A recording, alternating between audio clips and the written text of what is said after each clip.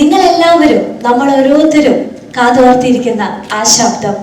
ഞാൻ ഒരിക്കൽ കൂടി ഏറെ ബഹുമാനപൂർവ്വം ആ മഹാനടനെ ഈ വേദിയിലേക്ക് സ്വാഗതം ചെയ്യുന്നു. നമ്മളേവരെ പ്രിയപ്പെട്ട ലാലേട്ടൻ. നല്ലൊരു കൈയടി നൽകിക്കൊണ്ട് നമുക്ക് ലാൽസന്റെ വേദിയിലേക്ക് സ്വാഗതം ചെയ്യാം.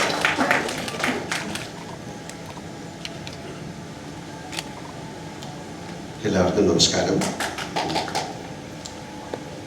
വളരെയധികം സന്തോഷം തോന്നുന്ന നിമിഷങ്ങൾ. ഇതിലേറ്റവും ശ്രീധർക്കാർ ഞാൻ ചോദിക്കാറുള്ളത് വളരെ ഭാഗ്യം വേണ്ട ഒരു കാര്യം എന്ന് പറയുന്നത്, ഈ സിനിമ ഫിലിമിലാണ് ഷൂട്ട് ചെയ്തിരിക്കുന്നത്. ഞാൻ ചോദിച്ചത് എങ്ങനെ കിട്ടി? കാര്യം ഇത് 24 വർഷം കഴിയുമ്പോഴത്തേക്കും ഇങ്ങനൊരു സിനിമ ചിലപ്പോൾ ലാബിൽ നിന്നൊക്കെ നഷ്ടപ്പെട്ടു പോവാം. പക്ഷെ അതാണ് ഭാഗ്യം എന്ന് പറയുന്നത്. ആ സിനിമയുടെ പ്രിന്റ് പ്രസാദിലുണ്ട്. ഒരുപാട് സിനിമകളുടെ പ്രിന്റുകളില്ല, അതെല്ലാം നഷ്ടപ്പെട്ടു പോകും. ഇതൊന്നും പ്രോപ്പറായിട്ട് പ്രിസർവ് ചെയ്തില്ല. അപ്പം അതിൽ നിന്ന് തന്നെ ഈ സിനിമയ്ക്ക് എന്തോ ഒരു ഭാഗ്യമുണ്ടെന്ന് ഞാൻ വിശ്വസിക്കുന്നു. ഇതിൽ പറയുന്നത് ആർക്കോ ആരോടോ എന്തോ പറയാനുണ്ട്. പക്ഷെ ഇപ്പം ഞങ്ങൾ മനസ്സിലാക്കുന്നു, ഞങ്ങൾക്ക് നിങ്ങളോട് എന്തോ പറയാനുണ്ട്. ഈ സിനിമ അത്രയും എനിക്ക് ഏറ്റവും ഇഷ്ടപ്പെട്ട ഒരു സിനിമകളിലൊന്നാണ്. ആസ് ആൻ ആക്ടർ ഇപ്പോഴും ഞാൻ ഇടയ്ക്കിരുന്ന് ഇതിൻ്റെ സിനിമകളിലെ പാട്ടുകൾ കാണാറുണ്ട്. എന്തൊരു മഹാനുഭാവനുമായിരുന്നു മറ്റു പാട്ടുകളൊക്കെ ഞാൻ കാണാറുണ്ട്. ഇതിൽ എൻ്റെ കൂടെ അഭിനയിച്ചിരിക്കുന്ന ആൾക്കാരെ ഞാനിപ്പോൾ ഓർക്കുകയാണ്. ജയപ്രദ, വിജയലക്ഷ്മി, വിജയലക്ഷ്മി, മുരളിച്ചേട്ടൻ, മുരളി, ഒരുപാട് പേര്, അവരെയൊക്കെ ഞാൻ ഓർക്കുന്നു.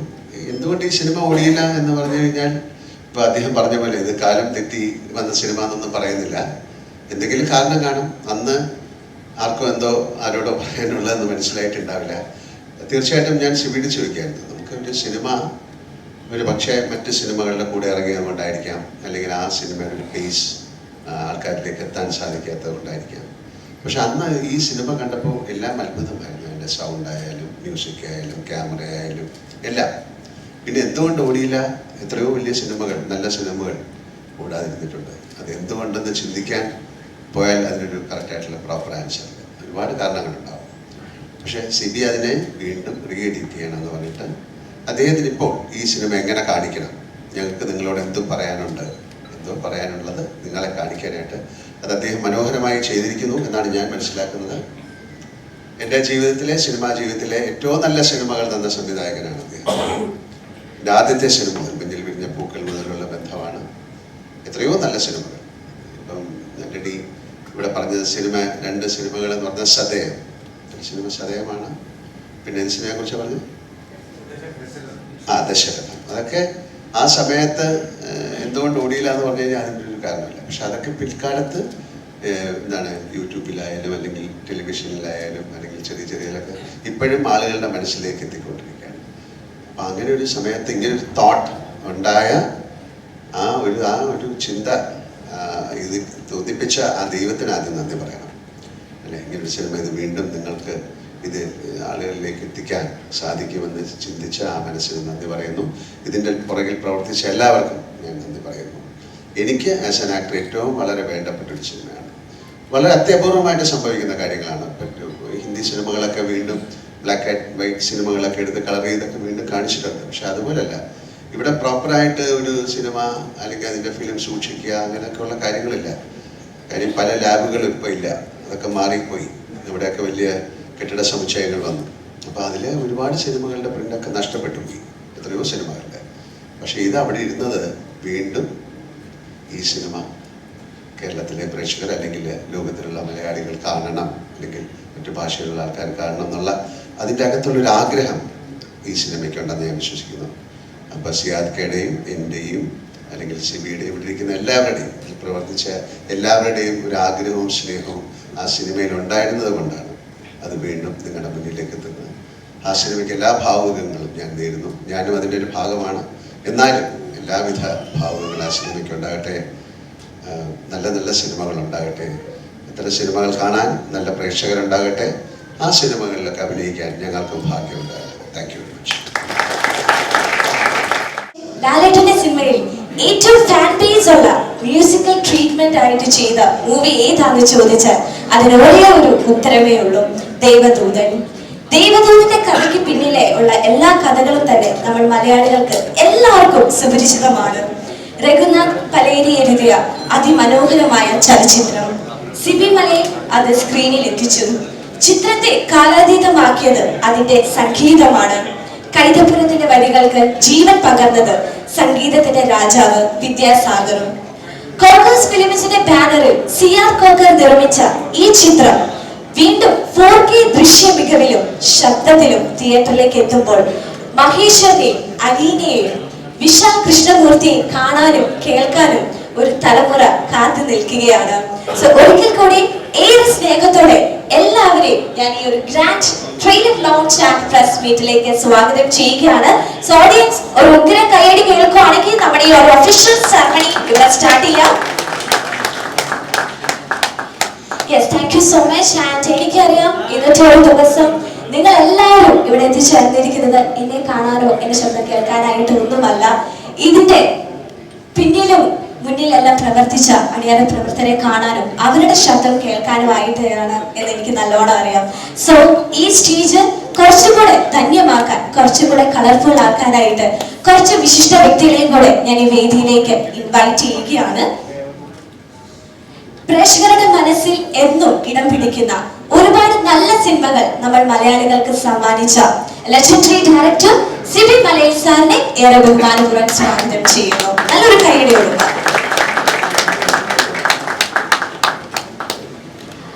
കോക്കസ് ഫിലിംസിന്റെ ബാനറിൽ CR സാർ തുടങ്ങി വെച്ച ആദ്യ പടം മുതൽ തുടർച്ചയായിട്ടുള്ള 4 പടങ്ങളും ലാലേട്ടനെ വെച്ചുകൊണ്ടാണ്. So 40 years of film journey ലാലേട്ടൻ എത്തി നിൽക്കുമ്പോൾ 40 വർഷത്തിന് ശേഷം ലാലേട്ടന്റെ ആ മൂവി വീണ്ടും റീലോഞ്ച് ചെയ്യുകയാണ്. അതിന്റെ ഒരു ധന്യമായ നിമിഷത്തിലാണ് നമ്മൾ എല്ലാവരും എത്തി നിൽക്കുന്നത്. സോ ഏറെ ബഹുമാനപൂർവ്വം ദൈവദൂതന്റെ പ്രൊഡ്യൂസർ CR കോക്കർ സാറിനെ ഞാൻ ഈ വേദിയിലേക്ക് സ്വാഗതം ചെയ്യുന്നു.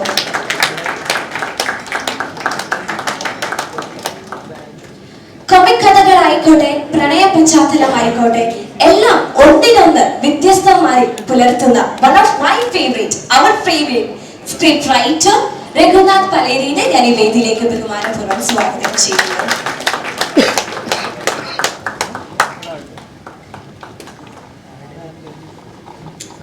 മലയാളികളുടെ പാഠ്യ സംസ്കാരത്തിന് പുതിയ ഭാവനകൾ തീർത്ത പ്രിയപ്പെട്ട കവി, ഗായകൻ, സംഗീത സംവിധായകൻ, ബഹുമാനപ്പെട്ട പത്മശ്രീ കൈതപ്പുറം ദാമോദരൻ നമ്പൂതിരിയെ ഞാൻ ഈ വേദിയിലേക്ക് സ്വാഗതം ചെയ്യുന്നു.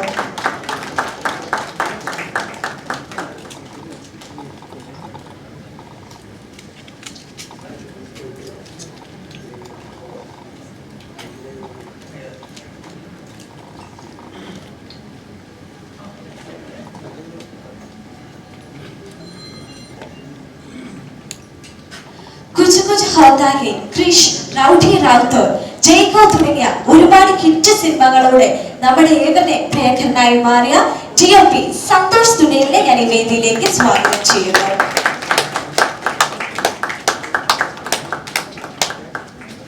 ഈ സിനിമയുടെ സോളായ നിഖിൽ മഹേശ്വരനെ അനശ്വരമാക്കി തീർത്ത നമ്മുടെ ഏവരുടെ പ്രിയപ്പെട്ട ആക്ടർ വിനീത് കുമാറിനെ ബഹുമാനപൂർവ്വം സ്വാഗതം ചെയ്യുന്നു.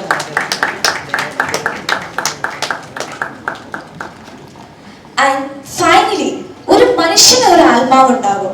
എന്നാൽ ഒരു സിനിമയിലെ ഒരു ക്യാരക്ടറിന് ആത്മാവ് ഉണ്ടാകണമെങ്കിൽ അത് ദൈവദൂതനിലെ വിശാൽ കൃഷ്ണമൂർത്തിയെ ഇത്രയും ഭംഗിയായി അവതരിപ്പിക്കാൻ ലോക സിനിമയിലെ ഒരേ ഒരു നടന വിസ്മയം, മലയാളികളുടെ സ്വകാര്യ അഹങ്കാരം, the complete actor, one and only Mohanlal.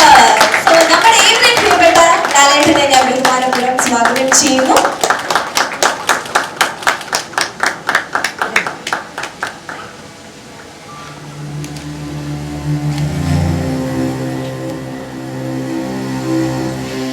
ആമുഖ പ്രഭാഷണത്തിനായി ഞാൻ സിബി മലയിൽ സാറിനെ ഏറെ ബഹുമാനപൂർവ്വം സ്വാഗതം ചെയ്യുന്നു. 42 വർഷങ്ങൾക്ക് മുൻപ് ഞാൻ കണ്ടൊരു സ്വപ്നമാണ് ദേവദൂതൻ. എൻ്റെ ആദ്യ സിനിമയ്ക്കായി ഞാൻ കണ്ട സ്വപ്നമാണ്. ആ സ്വപ്നം സാക്ഷാത്കരിക്കാൻ എൻ്റെ കൂടെ അന്നുണ്ടായിരുന്നത് രഘുനാഥ് പലേരി എന്ന എൻ്റെ പ്രിയ സുഹൃത്ത് മാത്രമായിരുന്നു. ഞങ്ങൾ ഒരുമിച്ചാണ് ഈ സ്വപ്നം കണ്ടത്. ഈ സ്വപ്നം നെയ്തെടുത്തത്. പക്ഷേ ഞങ്ങൾക്ക് ഇന്നും അജ്ഞാതമായ കാരണങ്ങളാൽ ആ സിനിമ സംഭവിച്ചില്ല. പിന്നീട് 18 വർഷങ്ങൾക്ക് ശേഷം ഞങ്ങളെ ആ സ്വപ്നങ്ങൾക്ക് ചിറക് മുടിപ്പിക്കാൻ ഞങ്ങളുടെ കൂടെ കൂടിയ ആളാണ് സിയാദ്. സിയാദ് ഈ സിനിമ നിർമ്മിക്കണമെന്ന് ആഗ്രഹിച്ച് ഞങ്ങളുടെ അടുത്തേക്ക് വരുമ്പോൾ പിന്നീട് ഞങ്ങളോടൊപ്പം ചേർന്നതാണ് പ്രിയ മോഹൻലാൽ, വിദ്യാസാഗർ, സന്തോഷ്, അങ്ങനെ ഒരുപാട് ടെക്നീഷ്യന്മാർ, എൻ്റെ കൂടെ ആദ്യമായിട്ട് വർക്ക് ചെയ്യുന്ന ഒരുപാട് പേര് ഈ സിനിമയ്ക്ക് വേണ്ടി എൻ്റെ കൂടെ ഉണ്ടായിരുന്നു. പക്ഷെ ആ സിനിമ നമ്മൾ ആഗ്രഹിച്ച പോലെ, നമ്മൾ പ്രതീക്ഷിച്ചത് പോലെ തിയേറ്ററുകളിലേക്ക് എത്തുമ്പോൾ അത് വേണ്ട രീതിയിൽ സ്വീകരിക്കപ്പെട്ടില്ല എന്നുള്ളതാണ്. ആദ്യ തവണ 1982-83 കാലഘട്ടത്തിൽ ഞാനും രഘുവും കൂടി സ്ക്രിപ്റ്റ് എഴുതുമ്പോൾ ഏകദേശം 1 വർഷക്കാലം ഞങ്ങൾ ആ സ്ക്രിപ്റ്റിൽ മാത്രം വർക്ക് ചെയ്തിരിക്കുകയായിരുന്നു. അത് സംഭവിക്കാതെ പോയ ആ സിനിമ വീണ്ടും റീവർക്ക് ചെയ്യുമ്പോൾ 2000-ൽ അത് ചെയ്യുമ്പോൾ വീണ്ടും ഞാൻ 1 വർഷക്കാലം അതിൻ്റെ പുറകിൽ, ഞാൻ എൻ്റെ വീട്ടിൽ എൻ്റെ കുടുംബത്തെ കാണാൻ പോലും പോകാതെ 1 വർഷക്കാലം എറണാകുളത്തെ ഒരു വീടെടുത്ത് താമസിച്ചിട്ട് ഞങ്ങൾ ഈ സ്ക്രിപ്റ്റ് റീവർക്ക് ചെയ്തു. അത്രമാത്രം സമർപ്പണത്തോടെ ഞാൻ ചെയ്ത മറ്റൊരു സിനിമയുമില്ല എന്നെനിക്ക് കൂടെ ഉറപ്പിച്ച് പറയാം. അതും പക്ഷേ നമ്മൾക്ക് വലിയ നിരാശ സംഭവിച്ചൊരു സിനിമയാണത്. എനിക്കും സിയാദിനും രഘുവിനൊക്കെ വലിയ രീതിയിൽ അക്കാര്യത്തിൽ വലിയ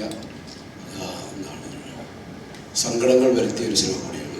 ഇന്ന് 24 വർഷങ്ങൾക്ക് ശേഷം ആ സിനിമ വീണ്ടും പ്രേക്ഷകരിലേക്ക് എത്തുന്നു എന്നുള്ളതാണ് ഏറ്റവും വലിയ സന്തോഷം.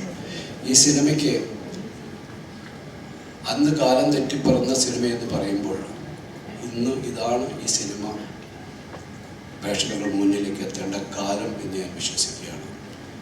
കാരണം 2000-ൽ ഈ സിനിമ ഇറങ്ങിയപ്പോൾ ജനിച്ചിട്ട് പോലും ഇല്ലാത്ത ഒരു തലമുറ ഇന്ന് ഈ സിനിമയെക്കുറിച്ചും സോഷ്യൽ മീഡിയയുടെ ഇടങ്ങളിൽ നടത്തുന്ന അവരുടെ അഭിപ്രായങ്ങൾ, ഈ സിനിമയോടുള്ള അവരുടെ താല്പര്യങ്ങൾ വലിയ ചർച്ചയായി മാറുമ്പോഴാണ് ഒരുപാട് പേര് നമ്മളോട് ആവശ്യപ്പെടുന്നു, ഇത് റീമാസ്റ്റർ ചെയ്ത് റിലീസ് ചെയ്യേണ്ടതുണ്ട്, അതിനായി കാത്തിരിക്കുന്ന ഒരുപാട് വലിയ ഒരു പ്രേക്ഷക സമൂഹമുണ്ട് എന്ന് തിരിച്ചറിഞ്ഞതിൻ്റെ ഭാഗമായിട്ടാണ് ഇത് നമ്മൾ ഇങ്ങനെയൊരു റീമാസ്റ്റേർഡ്, എഡിറ്റഡ് 4K അറ്റ്മോസ് വേർഷനിലേക്ക് ഈ സിനിമ കൊണ്ടുവരുന്നത്.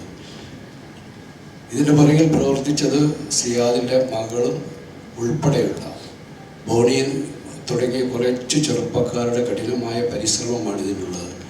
അവരെല്ലാവരും കൂടെ ചേർന്ന് ഇതിൻ്റെ ഒരു പ്രവർത്തനം പാതി വഴിയിൽ എത്തിയപ്പോഴാണ് എന്നെ അറിയിക്കുന്നത് ഞങ്ങളിങ്ങനെ ഒരു മൂവ്മെൻ്റ് ഉണ്ടാകുന്നത്. ഞാനത് പോയി കണ്ടപ്പോഴാണ് ഞാനാണ് നിർദ്ദേശിച്ചത് ഇത് എഡിറ്റ് ചെയ്തിട്ട് ഇതിൻ്റെ ഒരു പുതിയ വേർഷൻ, നമ്മളിതുവരെ കഴിഞ്ഞ പ്രാവശ്യം ഇതിനു മുമ്പ് റിലീസ് ചെയ്തിട്ടുണ്ടായിരുന്ന ആ കണ്ടൻറ്റിൽ നിന്നും കാര്യമായ ഒരു എഡിറ്റിംഗ് നടത്തിക്കൊണ്ടാണ് ഇന്ന് ഈ വേർഷനിലേക്ക് എത്തുന്നത്. അതിൻ്റെ കൂടെ സഞ്ചരിച്ച ഒരുപാട് പേരുണ്ട്. പുതിയ തലമുറയിലെ ചെറുപ്പക്കാർക്ക് കൂടാതെ തന്നെ ആദ്യകാലത്ത് ഈ സിനിമ ചെയ്യുമ്പോൾ, ആദ്യ തവണ ഈ സിനിമ ചെയ്യുമ്പോൾ എൻ്റെ കൂടെ ഉണ്ടായിരുന്ന 2 പ്രധാനപ്പെട്ട വ്യക്തിത്വങ്ങളെ ഓർക്കാതിരിക്കാൻ കഴിയില്ല. പ്രിയ അഭിനേതാവിൻ്റെ ഏറ്റവും അടുത്ത സുഹൃത്തുക്കളായ മുരളിയും ഇതിൻ്റെ സൗണ്ട് മിക്സിംഗ് നടത്തിയ ശ്രീധറും മുരളിയും ഇന്ന് നമ്മളൊപ്പമില്ല. ശ്രീധർ AR റഹ്മാൻ്റെ എല്ലാ പാട്ടുകൾക്കും എല്ലാ സിനിമകൾക്കും ഫൈനൽ മിക്സിംഗ് ചെയ്യുന്ന സൗണ്ട് റെക്കോർഡിസ്റ്റായിരുന്നു. അന്ന് അദ്ദേഹം ഒരുമിച്ച് ഇതിൻ്റെ DTS മിക്സിംഗ് ചെയ്യുമ്പോൾ അദ്ദേഹം എൻ്റെ അടുത്ത് പറഞ്ഞത്, ഇത്രയും പെർഫെക്റ്റ് ആയിട്ടുള്ള ഒരു ഓഡിയോ ട്രാക്സ് എനിക്ക് ഇതിനു മുമ്പ് കിട്ടിയിട്ടേയില്ല. അതുകൊണ്ട് രാവും പകലും ഉറക്കമൊഴിച്ചിരുന്ന് അദ്ദേഹം ഇതിൻ്റെ മിക്സിംഗ് ചെയ്തു. പക്ഷെ നമ്മളുടെ തിയേറ്ററുകളിൽ അന്ന് വ്യാപകമായിട്ട് DTS സംവിധാനം ഇല്ലാത്തത് കൊണ്ട് എല്ലാ പ്രേക്ഷകർക്കും അതിൻ്റെ പരിപൂർണമായ ഒരു ആസ്വാദന സാഹചര്യം ഇല്ലാതെ പോയി എന്നുള്ളതാണ് സംഭവിച്ച മറ്റൊരു സങ്കടം. ഇന്ന് പക്ഷേ നമ്മൾ 4K അറ്റ്മോസ് വേർഷനിലേക്ക് എത്തുമ്പോൾ നമുക്ക് ധാരാളം തിയേറ്ററുകളുണ്ട്. അതിന് അത്തരം സാങ്കേതിക സാഹചര്യങ്ങളുള്ള ഒരുപാട് തിയേറ്ററുകളുണ്ട്. നമ്മളിതൊരു വൈഡ് റിലീസിലേക്കല്ല പോകുന്നത്. നമ്മൾ ഇത്തരം സാങ്കേതിക സംവിധാനങ്ങളുള്ള തിയേറ്ററുകളിൽ മാത്രമായിരിക്കും ഇത് റിലീസ് ചെയ്യപ്പെടുക. അതോടൊപ്പം തന്നെ എന്നോടൊപ്പം പ്രവർത്തിച്ച മറ്റ് പ്രിയപ്പെട്ട ആൾക്കാരെയെല്ലാം, ഭൂമിയെക്കുറിച്ച് പറഞ്ഞു. ഭൂമിനാഥൻ എൻ്റെ സിനിമയുടെ ഏറ്റവും വലിയ ബലമായിട്ട് എനിക്ക് എപ്പോഴും കൂടെ ഉണ്ടായിരുന്നത് ഭൂമിനാഥനാണ്. രഞ്ജിത്ത് പറഞ്ഞത് 100% ശരിയാണ്. ഇത്രമാത്രം താളബോധമുള്ള ഒരു എഡിറ്ററില്ല. ഭൂമി നന്നായിട്ട് മൃദംഗം വായിക്കുന്ന ആളാണ്. അതുകൊണ്ട് തന്നെ താളബോധം അദ്ദേഹത്തിന് ജന്മസിദ്ധമായിട്ടുള്ളതാണ്. ഒപ്പം സന്തോഷ്, രഘു, എല്ലാവരും ഇന്നിവിടെ നമ്മുടെ കൂടെ ഇല്ലാതെ പോയ ആൾ കൂടിയുണ്ട്. അത് ഈ സിനിമയുടെ ഏറ്റവും വലിയ ആത്മാവെന്ന് പറയാവുന്ന, ഇതിൻ്റെ സോളെന്ന് പറയാവുന്ന സംഗീതത്തിൻ്റെ പിന്നണിയിൽ അതിന് കാരണക്കാരനായ പ്രിയ വിദ്യാസാഗറാണ്. സാധാരണ നമ്മളൊരു സിനിമയുടെ പൂർത്തീകരണം, അതിൻ്റെ തിരക്കഥ പൂർത്തീകരിച്ചിട്ടാണ് സംഗീത സംവിധായകനെ കാണുകയും നമ്മൾ ആ കഥ പറയുകയും സംഗീത പാട്ടുകളുടെ സന്ദർഭങ്ങളൊക്കെ വിവരിച്ചു കൊടുക്കുകയും ചെയ്യാറുണ്ട്. പക്ഷേ ഇതിൻ്റെ സ്ക്രിപ്റ്റിൻ്റെ ഫസ്റ്റ് റൈറ്റിംഗ് കഴിഞ്ഞപ്പോൾ ഞാൻ വിദ്യാസാഗറിനെ വിളിക്കുക, അദ്ദേഹം ഇവിടെ വരികയും ഞങ്ങളോടൊപ്പം ഇരുന്ന് കഥ കേട്ട് കഥാസന്ദർഭങ്ങൾ കേട്ട് അദ്ദേഹത്തിൻ്റെയും കൂടെ ഇൻപുട്സ് എല്ലാം കൂടെ സ്വീകരിച്ചുകൊണ്ടാണ് അതിൻ്റെ സെക്കൻഡ് റൈറ്റിങ്ങിലേക്ക് പോകുന്നത്. ഇത് കമ്പോസ് ചെയ്യാൻ വേണ്ടി അദ്ദേഹം ഇവിടെ വന്നപ്പോൾ, ഇവിടെ എറണാകുളത്തൊരു വീട്ടിലാണ് ഞങ്ങൾ താമസിക്കുന്നത്. അന്ന് രാവിലെ ഇവിടെ അദ്ദേഹം എത്തി. എനിക്ക് അന്നും ബോംബെയിലേക്ക് പോകേണ്ട കാര്യമുണ്ടായിരുന്നു. ഞാനും സിയാദും കൂടെ ഈ സിനിമയിൽ അന്ന് ജയപ്രദ ചെയ്ത വേഷത്തിലായിട്ട് ആദ്യമായി നമ്മൾ കണ്ടത് രേഖ എന്ന ഹിന്ദി അഭിനേത്രിയാണ്. അപ്പോൾ അവരുമായിട്ട് അന്നൊരു മീറ്റിംഗ് ഉള്ളത് കൊണ്ട് ഞങ്ങൾക്ക് അന്ന് ഉച്ചയ്ക്ക് ബോംബെയിലേക്ക് പോകേണ്ടതുണ്ട്. വിദ്യാസാഗർ വന്നു കഴിഞ്ഞപ്പോൾ ഞാനൊരു അരമണിക്കൂർ വിദ്യാസാഗർ വേണ്ടിയിരുന്നു സിറ്റുവേഷൻസിനെ കുറിച്ചൊക്കെ നറേറ്റ് ചെയ്ത് ഞാൻ പറഞ്ഞു എനിക്കിങ്ങനെ എയർപോർട്ടിലേക്ക് പോകാൻ സമയമായി, ഞാൻ എൻ്റെ ഡ്രസ്സൊക്കെ പെട്ടിയൊക്കെ പാക്ക് ചെയ്ത് ഞാൻ ഉടനെ തന്നെ പോകുമെന്ന് പറഞ്ഞ് ഞാൻ എൻ്റെ ഒരു മുറിയിലേക്ക് പോയി, നിങ്ങൾ കമ്പോസ് ചെയ്തോളൂ, ഞാൻ നാളെ വരുമ്പോൾ കേൾക്കാമെന്ന് പറഞ്ഞു. ഞാൻ മോളിൽ പോയി എൻ്റെ പെട്ടിയൊക്കെ പാക്ക് ചെയ്ത് ഒരു അരമണിക്കൂറിൽ താഴേക്ക് വരുമ്പോൾ വിദ്യ എൻ്റെ അടുത്ത് പറഞ്ഞു, CBG 1 മിനിറ്റ് ഒരു പാട്ടുകൂടെ ഒരു ട്യൂണായിട്ടുണ്ടെന്ന് കേട്ടിട്ട് പോയിക്കൊള്ളാം പറഞ്ഞു. അങ്ങനെ അദ്ദേഹം ഒരു ട്യൂൺ മോളി എന്നെ വല്ലാതെ ആകർഷിച്ചു ആ ട്യൂൺ. അപ്പം തന്നെ തിരുമേനി പറഞ്ഞു, ഞാനൊരു 4 വരി എഴുതിയിട്ടുണ്ടെന്ന് പറഞ്ഞു. അങ്ങനെ തിരുമേനിയും വിദ്യാസാഗറും കൂടെ ആദ്യത്തെ കമ്പോസ് ചെയ്ത പാട്ടിൻ്റെ ആദ്യത്തെ 4 വരികൾ പാടി കേൾപ്പിച്ചു. അതാണ് കരടയെ ഞാൻ കൈപിടിച്ചാൽ എന്ന പാട്ട്. ഒരു നിമിഷ നേരം കൊണ്ട് സൃഷ്ടിക്കുകയാണ്. പിന്നീട് എന്തൊരു മഹാനുഭാവനം എന്ന് പറയുന്ന പാട്ട് വിദ്യാസാഗർ തന്നെ എൻ്റെ അടുത്ത് പറഞ്ഞത് 1 മാസക്കാലം അദ്ദേഹം അതിൻ്റെ നൊട്ടേഷൻസ് എഴുതുവാൻ വേണ്ടി മാത്രം, അതിൻ്റെ കമ്പോസിഷൻ്റെ ഡീറ്റെയിൽ ആയിട്ടുള്ള അതിൻ്റെ എല്ലാ പണികളും എടുക്കാൻ അദ്ദേഹത്തിന് 1 മാസത്തോളം വേണ്ടു. അതിനുശേഷമാണ് അത് റെക്കോർഡിങ്ങിലേക്ക് പോയത്. അങ്ങനെ സംഗീതത്തിൻ്റെ ഏറ്റവും ഈ സിനിമ സംഗീതത്തിൻ്റെ ആത്മാവ് പൂർണ്ണമായിട്ടും തെളിഞ്ഞു നിൽക്കുന്ന ഒരു കഥയാണ്, ഒരു സിനിമയാണിത്. അത് സാധ്യമായത് വിദ്യാസാഗർ എന്ന് പറയുന്ന മാന്ത്രികനായ സംഗീതത്തിലൂടെയാണ്. അതിന് ഏറ്റവും ഉചിതമായ വരികൾ എഴുതുന്ന പ്രിയ തിരുമേനിയാണ്. എല്ലാവരെയും സ്നേഹത്തോടെ ഞാൻ ഈ അവസരത്തിൽ ഓർക്കുകയാണ്. ഒപ്പം ഈ സിനിമയെ ഒരു വലിയ ഒരു പ്രോജക്റ്റാക്കി മാറ്റാൻ കാരണം മോഹൻലാൽ എന്ന് പറയുന്ന മലയാളത്തിൻ്റെ ഏറ്റവും പ്രിയപ്പെട്ട അഭിനേതാവാണ്. അദ്ദേഹത്തിൻ്റെ സാന്നിധ്യം തന്നെയാണ് ഈ സിനിമയുടെ ഏറ്റവും വലിയ ശക്തിയും ബലവുമായി തീർന്നത്. വീണ്ടും ഈ 24 വർഷങ്ങൾക്ക് ശേഷം ഈ പുതിയ വേർഷൻ്റെ ട്രെയിലർ ലോഞ്ചിനായിട്ട് അദ്ദേഹം നമ്മളോടൊപ്പം ഇവിടെ എത്തിയതിൽ അദ്ദേഹത്തോടുള്ള എൻ്റെ സ്നേഹവും നന്ദിയും അറിയിക്കുന്നു. എല്ലാവരെയും ഞാൻ തിയേറ്ററുകളിലേക്ക് ഈ റിലീസ് ചെയ്യുന്ന ദിവസം അത് താമസിക്കാതെ ഇവിടെ അനൗൺസ് ചെയ്യുന്ന ഡേറ്റ് എല്ലാവരെയും ഞാൻ തിയേറ്ററുകളിലേക്ക് ക്ഷണിക്കുകയാണ്. നിങ്ങൾക്ക് ഞാൻ ഉറപ്പ് നൽകുന്നു, നിങ്ങൾക്ക് ഇതുവരെ അനുഭവിച്ചിട്ടില്ലാത്ത, മലയാള സിനിമയിൽ നിന്നും നിങ്ങൾ ഇതുവരെ അനുഭവിച്ചിട്ടില്ലാത്ത ഒരു ദൃശ്യ ശ്രാവ്യ അനുഭവമായിരിക്കും ദേവദൂതൻ ഈ remastered re editor new version. എല്ലാവർക്കും എൻ്റെ സ്നേഹം നന്ദി. 24 കൊല്ലം മുമ്പ് ഉള്ളതിൽ എനിക്കാണ് ഏറ്റവും കൂടുതൽ മാറ്റം ഉണ്ടായിട്ടുള്ളത് എനിക്ക് തോന്നി. കാരണം അന്ന് എൻ്റെ ഈ ഇടതുവശം മുഴുവൻ വർക്ക് ചെയ്യായിരുന്നു, ഇന്നത് വർക്ക് ചെയ്യില്ല. പക്ഷെ ഞാനെന്നെ ഭയപ്പെടുന്നില്ല. ഇതുപോലെ ഞാനും പുതിയ ഒരാളായിട്ടാണ് വരുന്നത്. ദേവദൂതൻ പുതുതായിട്ട് വരുന്നത് പോലെ ഞാനും പുതിയതായിട്ട് വരുന്നു. എനിക്ക് നല്ല ഉറപ്പുണ്ട്.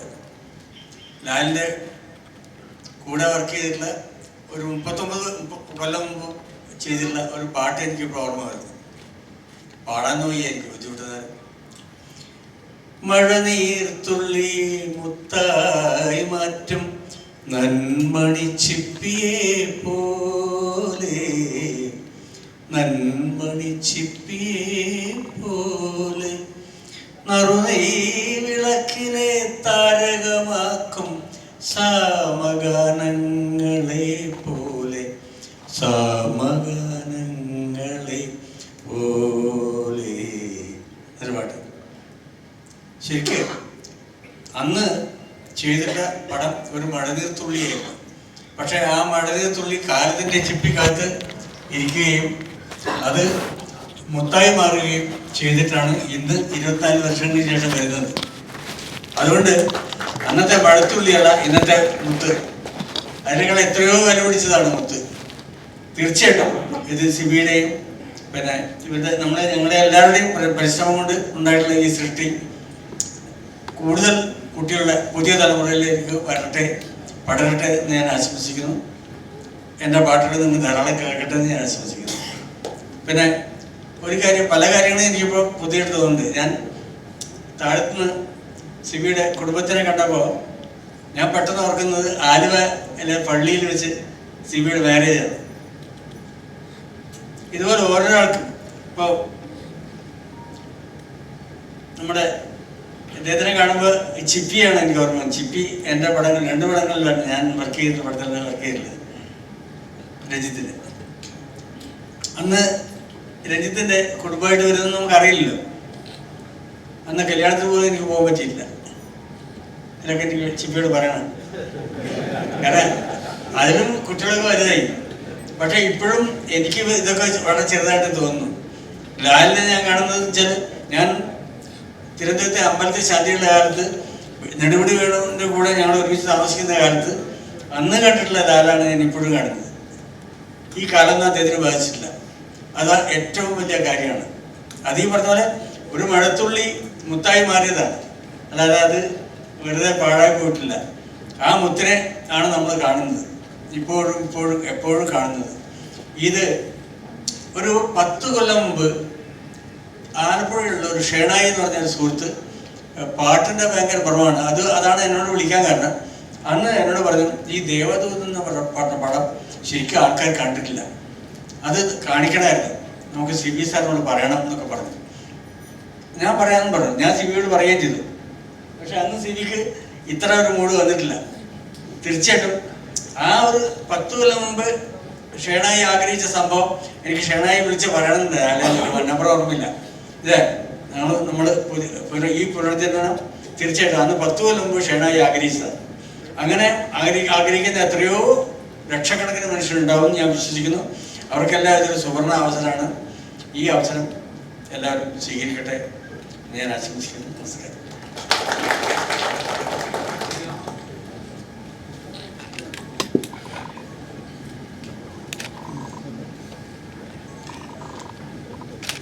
ദേവദൂതൻ എന്ന ഈ മൂവിയുടെ GOP സന്തോഷ് തുണ്ടിൽ സാറിനെ ഞാൻ ഈ വേദിയിലേക്ക് സ്വാഗതം ചെയ്യുന്നു.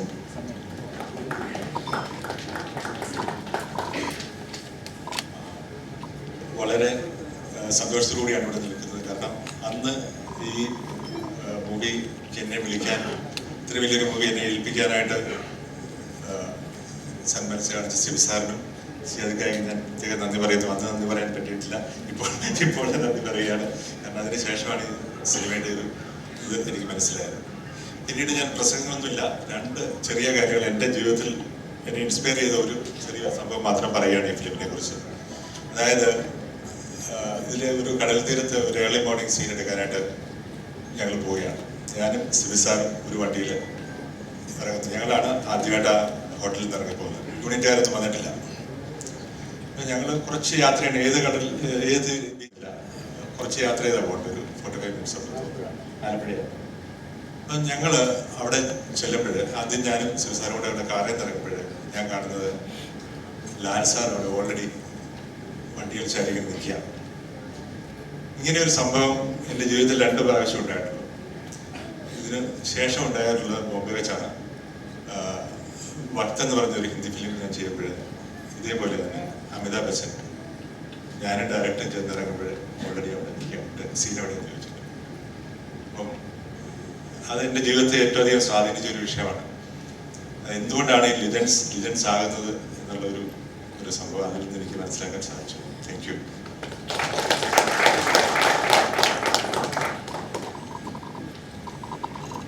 Thank you sir. സോ അടുത്തതായിട്ട് ഞാൻ ഈ വേദിയിലേക്ക് സ്വാഗതം ചെയ്യുന്നു A very talented actor Vineeth Kumar.